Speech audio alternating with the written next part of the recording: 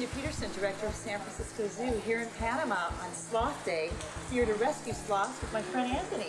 Yeah, we came down here from San Francisco Zoo to help our friends out here at APPC in Panama. They have right now, I think, over 30 baby sloths here in their orphanage that is being taken care of by the staff. We just got to the rescue center. These guys have rescued over 4,500 animals here in Panama. And these are just two of the lucky, fortunate guys that have been rescued here by the APPC. What do we have here? I have a three-toed sloth. You have a three-toed and a two-toed. It's very rare you get to see both of these guys together. Most people say, what's the difference between a two-toed and three-toed? You can see it right here. You see the face is different, the body is different, and of course, the number of toes up front is different. But these guys here is a little three-toed, and this one here is a two-toed. They're about the same age, different stories here in Panama. There's a lot of things that can happen that cause these animals to come to the rescue center. It can be roadkill, car accidents, fires, electrocution. It sounds terrible, but it's a reality, and that's the message we want to get out there, and how important it is us as humans to watch our carbon footprint. We're here in the nursery at APPC in Panama with a 4-month-old three-toed sloth. Story is very sad, like most of the babies here. The mom was hit by a car. The baby was still holding on to the deceased mom. So sloth was brought here to be taken care of by the APPC staff. Very interesting fact about what we have here. This is the Cecropia tree, the Cecropia leaves. Three-toed sloths have a very specific diet, which consists of this tree, this plant. So that's why you don't see a lot of three-toed sloths in a lot of zoos, because this tree only grows in Central and South America, where you find the three-toed sloths. So it's very important here at the rescue that they give them their natural diet, because again, the goal is to get these animals back out into the wild as soon as they're ready to go. Like that's the Cecropia to the left. Oh yeah. But that one is too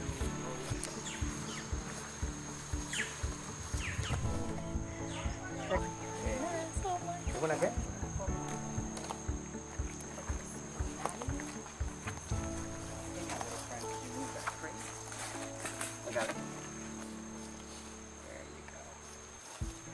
Okay, right behind us we have the sloth reintroduction back into the wild habitat that we just finished. We just released, well, soft release a three-toed variegatus that it's about 1 year old. What happened is sometimes we receive sloths we can release back into the wild right away because they just need a few hours to be with us. And then we have animals that are being hand raised by our keepers. And then what we do is right now we just finished this construction and we want to make more, of course. The idea is to leave this animal here for a few months and then just let them go back into the wild. Right here we have the Soberania National Park that is about 20,000 hectares of rainforest. And we invite zoological parks like the San Francisco Zoo to help us with what we're doing. To keep this organization alive, partnership with international entities, organizations is very important and critical for our future. Hi, I am Dr. Dominique and I volunteer at APPC in Panama.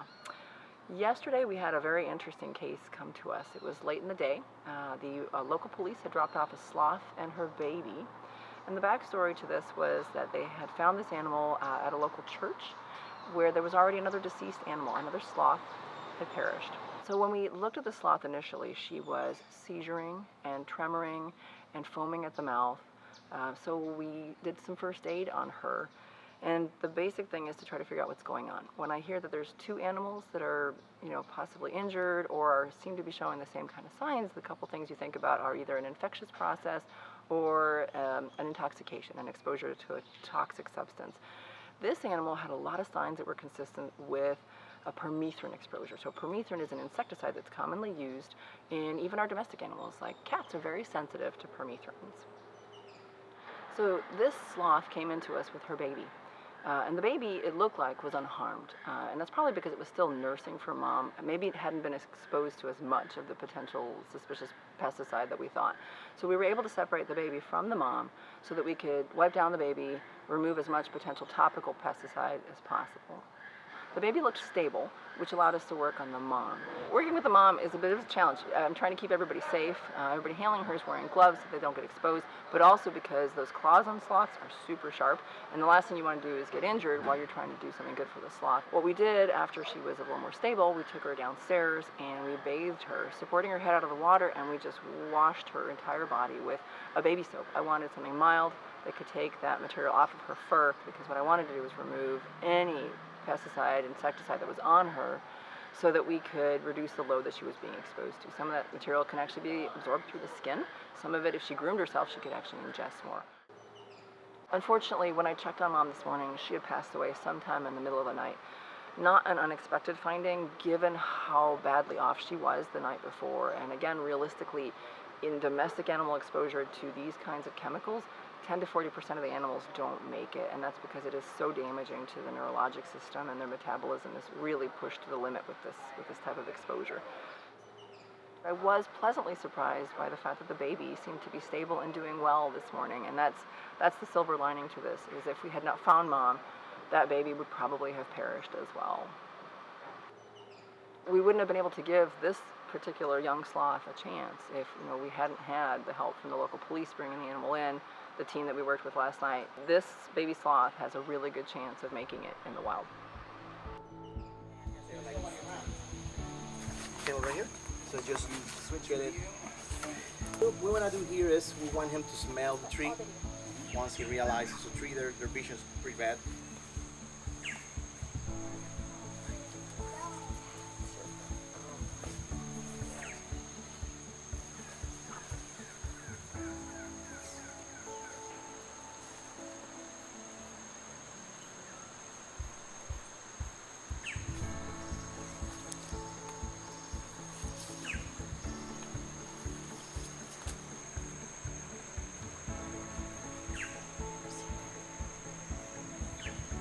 We just did something pretty incredible. We released a two-toed sloth back into the wild. Nestor, could you give us a little background on what went on with the sloth?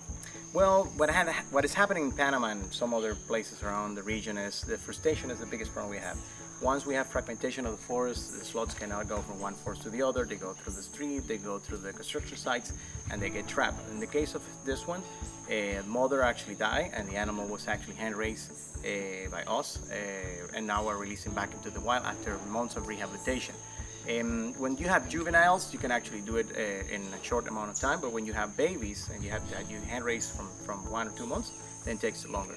So locally, Panama have more than 35% of the land legally protected, but still it's difficult to control deforestation even inside the national parks. So these animals, the only way sloths and some other species will survive is if we protect the land. Awesome. Thank you for everything you guys do. This is such an incredible experience, so thank you. And thank you for your support. Thank you. Appreciate that. Thank you.